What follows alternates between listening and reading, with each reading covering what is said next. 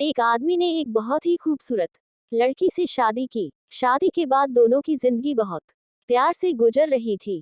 वह उसे बहुत चाहता था और उसकी खूबसूरती की हमेशा तारीफ किया करता था। लेकिन कुछ महीनों के बाद लड़की चर्मरोग स्किन डिजीज से ग्रसित हो गई और धीरे धीरे उसकी खूबसूरती जाने लगी। खुद को इस तरह देख उसके मन में डर समाने लगा कि यदि वह बदसूरत हो गई तो उसका पति उससे नफरत करने लगेगा और वह उसकी नफरत बर्दाश्त नहीं कर पाएगी। इस बीच एक दिन पति को किसी काम से शहर से बाहर जाना पड़ा।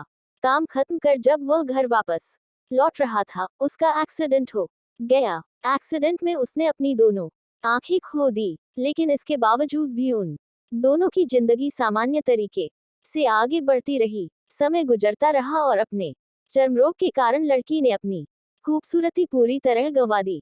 वह बदसूरत हो गई, लेकिन अंधे पति को इस बारे में कुछ भी पता नहीं था, इसलिए इसका उनके खुशहाल विवाहित जीवन पर कोई प्रभाव नहीं पड़ा। वह उसे उसी तरह प्यार करता रहा। एक दिन उस लड़की की मौत हो गई। पति अब अकेला हो गया था। वह बहुत दुखी था।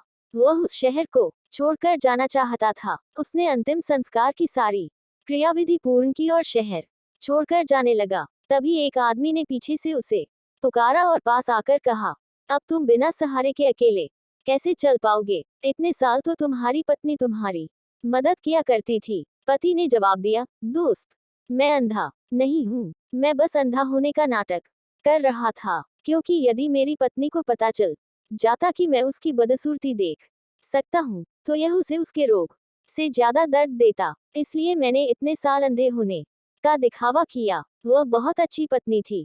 मैं बस उसे खुश रखना चाहता था। सी खुश रहने के लिए हमें भी एक दूसरे की कमियों के प्रति आंखें बंद कर लेनी चाहिए और उन कमियों को नजरअंदाज कर देना चाहिए।